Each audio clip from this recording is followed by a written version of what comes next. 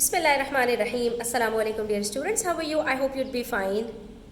Chapter number 3 fractions के आज हम करने वाले हैं एक्सरसाइज 3C में वर्ड प्रॉब्लम्स। तो अपने पास पेंसिल्स और नोटबुक लेकर बैठ जाइए और मेरे साथ साथ रहिएगा, स्किप मत कीजिएगा। इसके अंदर हम काफ़ी सारी चीज़ें डिस्कस करेंगे, तो it would really be helpful for you to solve the word problems. ठीक है, स्टार्ट करते हैं। यहाँ पर हमसे क्वेश्चन नंबर 1 में कह रहे हैं, if 4 children are 8 upon 9 of a bowl of ice cream, then how much ice cream of the bowl did each child have? Students, question को समझना ना सबसे ज़्यादा इंपॉर्टेंट चीज़ है। क्वेश्चन समझ में आ जाता है, सॉल्यूशन आपको आता होता है। क्वेश्चन ना समझ आने की वजह से आप सॉल्यूशन को गलत कर देते हैं और आपके मार्क्स कट जाते हैं। अब देखो, इस क्वेश्चन को हम तोड़ कर समझेंगे और फिर हम ये एनालाइज करेंगे कि हमने इसमें करना क्या है, क्योंकि हम एडिशन, सब्ट्रैक्शन, मल्टीप्लिकेशन, डिवीजन और फ्रैक्शंस सब सीख कर आ चुके हैं। अब हमने सिर्फ यहाँ पर ये अप्लाई करना है कि भाई इसमें करना क्या है। फ्रैक्शन की तरफ जाने से पहले ना हम थोड़ा सा इन सिनेरियोज को समझते हैं। If 4 children ate 12 ice creams, how much ice cream did each get? ये स्टेटमेंट है। इसमें मुझसे क्या कहा? 4 बच्चों ने 12 आइसक्रीम खाई हैं इन ऑल। ठीक है, टोटल हमें बता दिया और ये भी बता दिया कि कितने बच्चों ने ये टोटल आइसक्रीम्स खाई हैं। सवाल में हमसे पूछा how much ice cream did each get, हर एक को कितनी आइसक्रीम मिलेगी। तो अब आप यहाँ पर बगैर सोचे समझे मुझे बता देंगे कि अगर 4 बच्चे मिलकर 12 आइसक्रीम्स खा रहे हैं तो इसका मतलब ये हुआ कि हर बच्चे ने 3 आइसक्रीम्स खाई होंगी, तभी तो 4 ने मिलकर 12 आइसक्रीम खा ली। तो यहाँ हमने किया क्या? ये आपने मुझे ये किए बगैर बता दिया आंसर कि हर एक ने 3 खाई होंगी। तो हमने किया क्या? हमने जो टोटल था उसमें से हमने जो बच्चे थे उसको डिवाइड कर दिया, यानी चॉकलेट्स को हमने बच्चों के ऊपर डिवाइड कर दिया, चॉकलेट्स को हमने बच्चों में शेयर कर दिया, क्योंकि हमसे यहाँ पर एक बच्चे के बारे में पूछा गया था 4 बच्चों का बताकर। ठीक है, अब इसी सवाल को थोड़ा सा रिफ्रेश करते हैं। अब हमसे कहा जा रहा है, if each child eat 2 chocolates, हर बच्चा एक बच्चा, यानी हम एक बच्चे की बात कर रहे हैं। अब देखो यहाँ पर स्टेटमेंट के अंदर ईच आया है, वहाँ पर क्वेश्चन के अंदर ईच आया था। ये आप लोगों को जो चीज़ें हैं ना ये समझनी है। If each child eat 2 chocolates, अगर एक बच्चा यानी हर बच्चा 2 चॉकलेट्स खा रहा है, how much chocolates would 4 children eat? अब देखो क्वेश्चन के अंदर ईच का वर्ड नहीं है, यहाँ पर स्टेटमेंट में है ईच का वर्ड, वहाँ पर क्वेश्चन में था ईच का वर्ड। तो जब हमारे पास क्वेश्चन में ईच का वर्ड होगा वहाँ पर हमने डिवाइड करना है। ठीक है, और जहाँ पर हमारे पास स्टेटमेंट में ईच का वर्ड होगा वहाँ पर हमने मल्टीप्लाई करना है। ठीक है, अब अगर आप बच्चों से पूछेंगे कि भाई ये बताओ, अगर एक बच्चा 2 चॉकलेट्स खा रहा है तो 4 बच्चे कितने चॉकलेट्स खाएंगे? बच्चे बगैर मल्टीप्लाई किए आपको बता देंगे कि 4 बच्चे 8 चॉकलेट्स खाएंगे। और दरअसल उन्होंने किया क्या होगा? 2 को 4 से ज़रब दिया हुआ है, यानी 2 को 4 से मल्टीप्लाई कर दिया होगा। 2 4 8 होता है। एक बच्चे ने 2 खाई हैं, 2 बच्चों ने 4 खाई हैं, 3 ने 8 खाई हैं, 6 खाई हैं और 4 ने मिलकर 8 खा ली। तो ये फ़र्क देखा आपने स्टूडेंट्स। अब हम अपने क्वेश्चन की तरफ वापस जाते हैं और देखते हैं वहाँ पर हमसे इन्होंने क्या कहा है। If 4 children ate 8 upon 9 of a bowl of ice cream, 4 बच्चों ने मिलकर 8 upon 9 of a bowl of ice cream खाया है, then how much ice cream of the bowl did each child have? तो अब क्या हमने देखना है? ईच कहाँ पर है? क्वेश्चन के अंदर है। एक बच्चे का पता लगाना है, यानी ये जो 8 upon 9 ऑफ अ बोल है इसको 4 बच्चों में डिवाइड करना है। वहाँ पर हमारे पास 12 आइसक्रीम्स थी, हमने 4 बच्चों में उसको डिवाइड किया। यहाँ पर हमारे पास टोटल ये आइसक्रीम है, इसको 4 बच्चों में डिवाइड करना है, यानी एक बोल है। ठीक है, उसके अंदर मैंने 9 में से 8 जो है वो यानी पीसेस कर दो, अगर एक बोल इस तरह का है आपके पास। ठीक है, और उसको हम 8 पीसेस में बांट दें, 9 पीसेस में बांट दें, तो उसमें से 8 पीसेस यानी सिर्फ एक पीस छोड़ के थोड़ा सा बॉल खाली है और पूरा बॉल भरा हुआ है, उसमें से 4 बच्चे मिलकर खा रहे हैं। तो ये बताइए कि हर बच्चे को कितनी चॉकलेट मिलेगी। ठीक है, तो यहाँ पर आप क्या करेंगे? आप 8 upon 9 में से डिवाइड कर देंगे 4 को और आपके पास आंसर आ जाएगा। ठीक है। इसी तरह से देखिए क्वेश्चन नंबर 2 को। अभी हम क्वेश्चंस को डिस्कस कर लेते हैं, फिर हम सॉल्यूशन एक साथ कर लेंगे। A pile of maths book on a table is exactly 14 whole 2/5 centimetres high.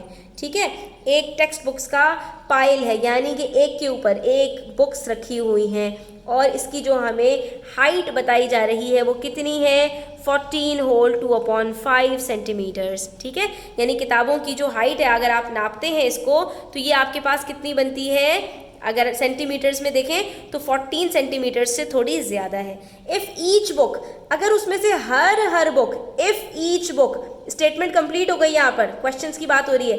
If each book is 1 whole 1/5 centimetre thick, अगर उसमें से एक बुक की जो थिकनेस है वो हमारे पास 1 होल 1/5 सेंटीमीटर है और टोटल की थिकनेस भी हमें बता दी है, तो how many books make up the pile, तो बताइए कितनी बुक्स इस पाइल के अंदर मौजूद होंगी। तो ये बिल्कुल इसी तरह से है कि अगर हमारे पास कुछ बुक्स हैं और उनकी जो हाइट है वो 6 मीटर्स की, 6 सेंटीमीटर्स की है फॉर एग्जांपल। ठीक है, एक उसके अंदर मैंने पाइल में 6 बुक्स रखी हुई हैं, सॉरी 6 बुक्स कह रही हूँ, 6 सेंटीमीटर्स की मेरे पास हाइट बन रही है और एक बुक की हाइट अगर 1 सेंटीमीटर है तो बताइए कितनी बुक्स होंगी। अगर हर बुक की हाइट 1 सेंटीमीटर है और टोटल 6 सेंटीमीटर्स की हाइट है तमाम बुक्स की, तो आप क्या करेंगे वहाँ पर, आप टोटल में से एक बुक की हाइट को डिवाइड कर देंगे। 6 डिवाइडेड बाय 1 आंसर आ जाएगा 6। इसका मतलब है कि हमारे पास 1 सेंटीमीटर्स की 6 बुक्स हैं। तो यहाँ पर भी हमने यही करना है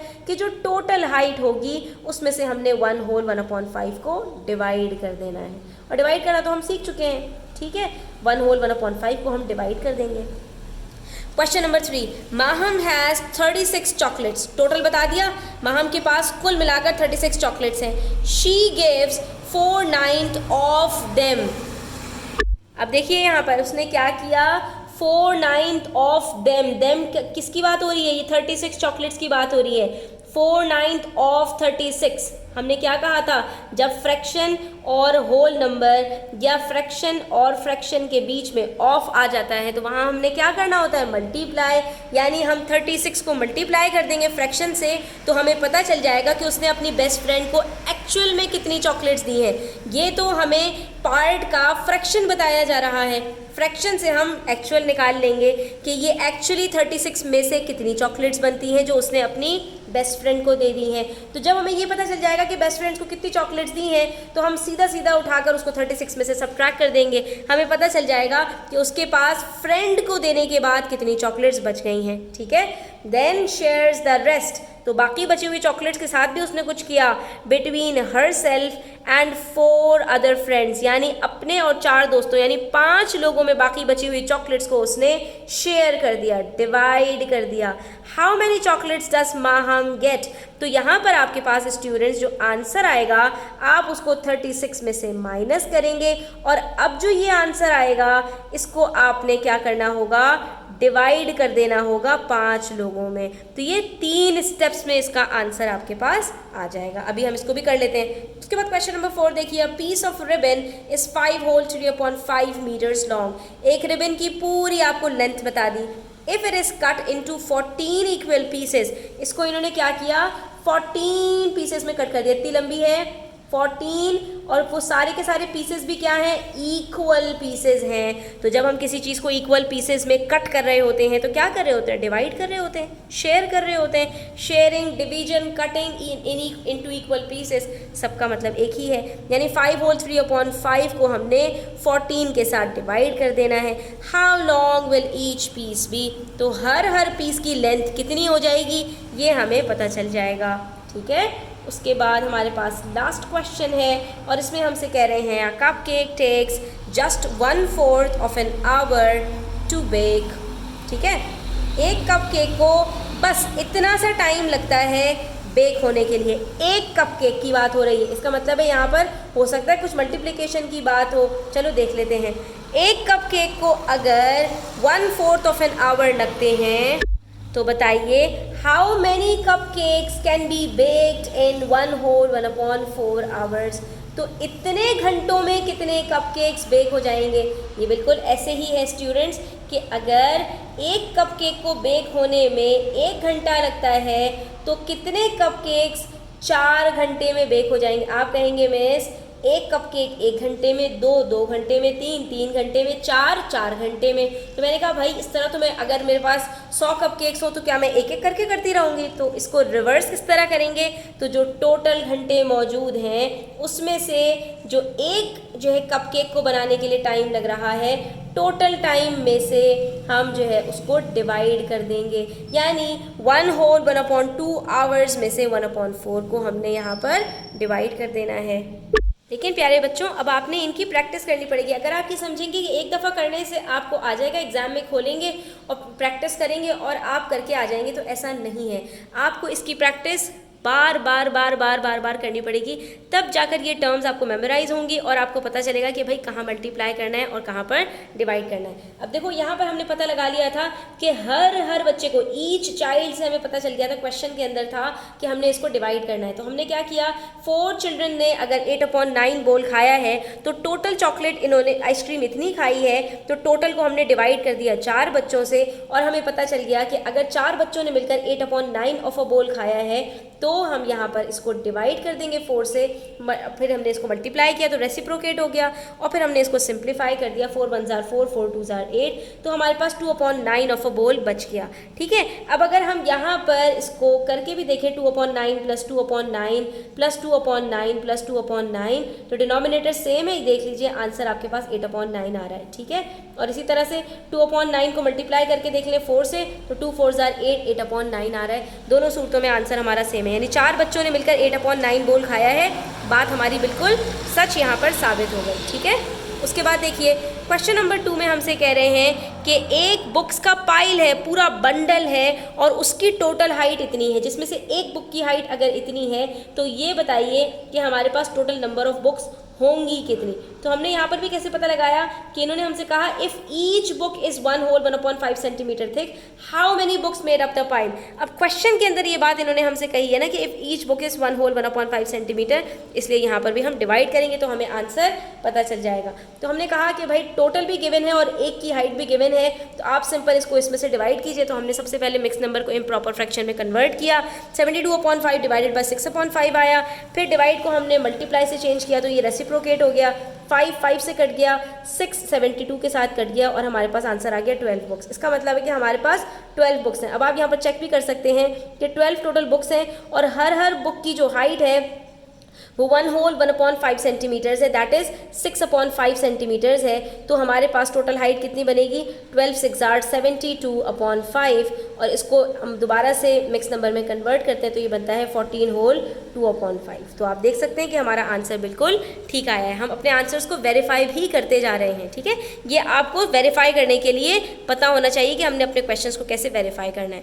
उसके बाद क्वेश्चन नंबर 3 है हमारे पास स्टूडेंट्स, इसमें हमसे कह रहे हैं कि टोटल नंबर ऑफ चॉकलेट्स हमारे पास गिवन है 36 और जो उसने, एक बच्ची माहम है उसके पास 36 चॉकलेट्स हैं, उसमें से उसने 4/9 ऑफ चॉकलेट्स, 4/9 ऑफ देम का मतलब यानी 36 का 4/9 इतना फ्रैक्शन इसने दे दिया। यानी इसमें से जो चॉकलेट इसने दी है ना उसका हमें नंबर नहीं बताया, उसका हमें इन्होंने फ्रैक्शन बता दिया। तो जब भी एक टोटल का पार्ट का फ्रैक्शन हमारे पास होता है तो टोटल के साथ उस पार्ट के फ्रैक्शन को अगर हम मल्टीप्लाई कर दें तो वो हमें पार्ट पता चल जाता है। अब इस चीज़ का रिलेशन आपने याद रखना है स्टूडेंट्स कि हमारे पास 3 चीज़ें होती हैं। फॉर एग्जाम्पल मेरे एग्जाम में मार्क्स आए हैं 8/10, ठीक है, तो ये क्या है मेरे पास, ये पार्ट है और ये क्या है मेरे पास टोटल है। टोटल 10 मार्क्स में से मेरे पास अगर 8 मेरे मार्क्स आए हैं तो मेरे पास यहाँ पर जो फ्रैक्शन बनेगा इसका 8/10 का वो क्या बनेगा, 8/10 को हम सिंप्लीफाई कर लेते हैं, 2 4 8 2 5 10, इसका फ्रैक्शन मेरे पास बना 4/5। तो ये 3 चीज़ें हमारे पास होती हैं, एक पार्ट, एक टोटल और एक फ्रैक्शन। ठीक है, अगर मेरे पास स्टूडेंट्स इन्होंने पार्ट बताया है और टोटल बताया है तो हम फ्रैक्शन निकाल सकते हैं। कैसे, पार्ट को रखेंगे न्यूमरेटर में जैसे यहाँ रखा है हमने, और टोटल को रखेंगे डिनोमिनेटर में जैसे हमने यहाँ रखा है, और इसको सिंप्लीफाई कर लेंगे तो सीधा सीधा हमारे पास फ्रैक्शन निकल आएगा इस पार्ट का कि मैंने जो 8/10 मार्क्स लिए हैं इसका फ्रैक्शन क्या बनेगा 4/5। और अगर मुझे स्टूडेंट्स यहाँ पर ये बताया जाए कि आपने 4/5 ऑफ 10 मार्क्स लिए हैं, टोटल बताया, और जितने मार्क्स मैंने लिए हैं वो मार्क्स के बजाय मुझे उस मार्क्स के फ्रैक्शन बता दिया जाए। तो याद रखना फ्रैक्शन को हमने टोटल के साथ मल्टीप्लाई करना होता है, तो ये हमें पार्ट दोबारा से पता चल जाता है। तो देखिए 4/5 को मैं 10 से मल्टीप्लाई करूंगी तो 5 1 ज़ा 5, 5 2 ज़ा 10, 4 2 ज़ा 8, ये 8 मेरे पास आंसर आ गया। अगर इस चीज़ की प्रैक्टिस कर लेते हो मैं लिख के दे सकती हूँ आपको कि आपको फ्रैक्शन के किसी क्वेश्चन में प्रॉब्लम नहीं होगी। अब यहाँ पर देखिए, वापस आइए, टोटल इन्होंने हमें बता दिया दैट इज 10, तो यहाँ पे 36 है, और चॉकलेट जितनी उसने दी है उसका इन्होंने फ्रैक्शन बता दिया, तो ये देखो फ्रैक्शन। तो हमें सिर्फ पार्ट निकालना है, तो हम क्या करेंगे, 4/9 को मल्टीप्लाई कर देंगे ना 30 से स्टूडेंट्स, तो ये 9 1 ज़ा 9, 9 4 ज़ा 36, 4 4 ज़ा 16, तो 16 आउट ऑफ 36 उसने चॉकलेट्स दी हैं अपनी बेस्ट फ्रेंड को। तो अगर आपको ये चीज़ समझ में आ जाएगी ना, आपके लिए कोई भी क्वेश्चन मुश्किल नहीं रहेगा, ठीक है। तो ये देखो हमने फ्रैक्शन की मदद से यहाँ पर कितनी चॉकलेट्स उसने एक्चुअल दी हैं, जो पार्ट था उसको हमने यहाँ पर कैलकुलेट कर लिया। अब जब 16 चॉकलेट्स उसने दे दी हैं तो बाकी जो चॉकलेट्स बची हैं वो हम आराम से निकाल सकते हैं। कैसे निकाल सकते हैं, 36 में से 16 माइनस कर दीजिए। अब यहाँ पर स्टूडेंट्स मैं आप लोगों को एक चीज़ और बताती चलूँ स्टूडेंट्स, कि जो हमारे पास गिवन फ्रैक्शन होता है ना, इसके अलावा भी हमारे पास एक और फ्रैक्शन होता है, क्योंकि जब हम यहाँ पर देखो मैं 9 पार्ट्स बनाऊँ अगर, और उसमें से मैं 4 पार्ट्स को शेड करती हूँ, तो मेरे पास एक फ्रैक्शन बनता है 4/9 का, जो मेरे पास शेडेड होता है। तो मेरे पास एक फ्रैक्शन अनशेडेड का भी तो बनता है ना स्टूडेंट्स। जो अनशेडेड का फ्रैक्शन बनता है वो क्या होता है, जो बाकी पार्ट्स बच गए हैं, 9 में से 4 अगर शेडेड है तो बाकी कितने पार्ट्स बचे, 5 पार्ट्स बचे, तो ये 5/9 दूसरा एक फ्रैक्शन भी बनता है। तो अगर उसने 4/9 चॉकलेट्स दी हैं, तो यानी 9 में से 4 चॉकलेट्स दी हैं उसने, तो 9 में से अगर मैं 4 निकाल दूँ तो बचता है 5, तो 5/9 चॉकलेट्स उसने अपने पास रख ली हैं। जो 5/9 है उसको उसने अपने दोस्तों में शेयर किया है। ये बात आपको एक दफ़ा में समझ में नहीं आएगी, फॉरवर्ड रिवाइंड करके बार बार देखेंगे तो आपको समझ में आएगी स्टूडेंट्स। जब एक शेडेड पार्ट का फ्रैक्शन होता है तो उसके साथ जो बाकी बच जाता है वो अनशेडेड पार्ट का, वो दूसरे पार्ट का फ्रैक्शन होता है। तो यहाँ पर अगर उसने 4/9 ऑफ 36 चॉकलेट्स अपनी बेस्ट फ्रेंड को दी हैं, तो बाकी 5/9 ऑफ 36 उसने अपने पास रखी हैं, जिसको वो अपने जो है वो बाकी फ्रेंड्स में शेयर की करेगी। तो हम इसको दोनों तरह से करके देखते हैं और देखते हैं कि हमारे पास यहाँ पर आंसर क्या आता है। तो देखिए मेथड नंबर 1 तो हमने डिस्कस कर लिया कि उसने 4/9 ऑफ 36 चॉकलेट्स अपनी बेस्ट फ्रेंड को दी हैं, यानी कि 4/9 multiply by 36 which is equals to 16 chocolates, ठीक है। अब ये 16 चॉकलेट्स अगर उसने अपनी बेस्ट फ्रेंड को दी हैं तो उसके पास कितनी चॉकलेट्स बची होंगी, टोटल में से 16 चली गई तो बाकी बची 20 चॉकलेट्स, ठीक है। अब अगर हम इसको दूसरे मेथड से करना चाहें तो यहाँ पर हम कह सकते हैं कि chocolate given to best friend हमारे पास कितनी है, 4/9 ऑफ 36। इसका मतलब ये हुआ कि रेस्ट ऑफ द चॉकलेट्स का हमारे पास जो फ्रैक्शन है वो क्या होगा, is equals to 9 minus 4 that is 5/9 of 36। अगर आप ये फ्रैक्शन को ही यहाँ पर चेंज कर लेते हैं तो आपको ये वाला स्टेप करने की ज़रूरत नहीं पड़ेगी। ये देखिए यहाँ पर 5/9 मल्टीप्लाई बाय 36, 9 1 ज़ार 9, 9 4 ज़ार 36, 5 4 ज़ार 20 चॉकलेट्स। तो ये आंसर मेरे पास एज इट इज़ आ गया, ठीक है। क्योंकि अगर 4/9 36 में से उसने दी हैं तो 5/9 उसके पास बची हुई हैं। तो अगर मैं डायरेक्ट 5/9 को 36 से मल्टीप्लाई करूंगी तो मेरे पास डायरेक्ट पता चल जाएगा मुझे कि कितनी चॉकलेट्स मेरे पास बाकी बची हुई हैं। तो देखा बच्चों आपने, ये स्मार्ट तरीका होता है। उसके बाद जब हमें पता चल गया कि भाई 20 चॉकलेट्स बची हुई हैं और वो उसने 5 बच्चों में शेयर की हैं इंक्लूडिंग हर सेल्फ, क्योंकि माहम ने वो जो 20 चॉकलेट्स हैं वो between her self and 4 other childrens में उसने शेयर की हैं। तो ये तो आपको पता है कि जब शेयरिंग होती है तो उसको डिवाइड करना होता है। 20 चॉकलेट्स को हमने डिवाइड करना है 5 बच्चों में, तो हमें पता चल जाएगा कि माहम समेत हर बच्चे को कितनी चॉकलेट्स मिलेंगी। अगर इन्होंने हमसे ये क्वेश्चन किया होता how many chocolates does each child gate, तब तो क्वेश्चन के अंदर ईच आ जाता, तब भी आपको पता चल जाता 20 को आपको डिवाइड करना है 5 से। और यहाँ पर इन्होंने कहा how much chocolate does Maham get, तो माहम उनमें से ईच में से एक है, 5 में से 1 है, तब भी हमें यहाँ पर 20 को 5 से डिवाइड करना है, तो हमें पता चल जाएगा कि भाई माहम को और बाकी बच्चों को सबको कितनी कितनी चॉकलेट्स मिलेंगी। तो हर बच्चे को 36 में से जो है हमारे पास 16 चॉकलेट्स बेस्ट फ्रेंड के पास चली गई, और बाकी जो 20 बची तो वो हर 5 बच्चे में से हर एक को 4-4 चॉकलेट्स मिल जाएंगी। इसी तरह क्वेश्चन नंबर 4 के अंदर है हमारे पास टोटल रिबन की लेंथ बताई हुई है, और ये भी बता दिया है कितने पीसेस में उसको कट किया है। तो आप ये बता दीजिए कि ईच पीस की लेंथ कितनी होगी। क्वेश्चन में ईच का वर्ड आ गया, तो यहाँ पर हमने फिर से डिवाइड करना है। टोटल लेंथ में से हमने डिवाइड कर देना है 14 को, तो इसको सबसे पहले कन्वर्ट कीजिए। 5 5 are 25, 26 27 28 अपॉन 5 डिवाइडेड बाय 14 है, तो इसको मल्टीप्लाई से चेंज कर दीजिए, रेसिप्रोकेट हो जाएगा और ये यहाँ पर सिंप्लीफाई भी हो जाएगा। तो आपके पास आंसर आ जाएगा 2/5 मीटर्स, यानी कि आपके पास हर रिबन 2/5 मीटर्स की रह जाएगी। इस तरह से आपके पास टोटल 14 पीसेस की जो लेंथ है वो 5 होल 3/5 मीटर्स बनेगी। अब आप इसको चेक भी कर सकते हैं, 14 को मल्टीप्लाई करके देखेंगे 2/5 से, तो आपके पास यही आंसर वापस आ जाएगा। ठीक है स्टूडेंट्स, अब जो हमारे पास क्वेश्चन नंबर 5 है इसमें कोई ईच का वर्ड नहीं है, इसको हमने वैसे ही समझना है कि अगर एक कप केक को टाइम लग रहा है 1/4 ऑफ एन आवर और टोटल टाइम आपको बता दिया, इन्होंने आपसे ये नहीं कहा तो बताइए कि 4 कप केक को कितना टाइम लगेगा, बल्कि इन्होंने कहा कि आप ये बताइए कितने कप केक को इतना टाइम लगेगा, कितने कप केक को। तो हम यहाँ पर क्या करेंगे, यहाँ पर हम फिर से जो टोटल टाइम हमारे पास गिवन है उसमें से हम एक कप केक के टाइम को डिवाइड कर देंगे। ठीक है, कैसे डिवाइड करेंगे, ये बन जाएगा हमारे पास 3/2 मल्टीप्लाई बाय 4/1, लिखने की ज़रूरत नहीं होती, अपॉन 1 हम नहीं लिखते। तो यहाँ पर इसको जब सिंप्लीफाई करेंगे तो हमारे पास आंसर आ जाएगा 6 कप केक्स।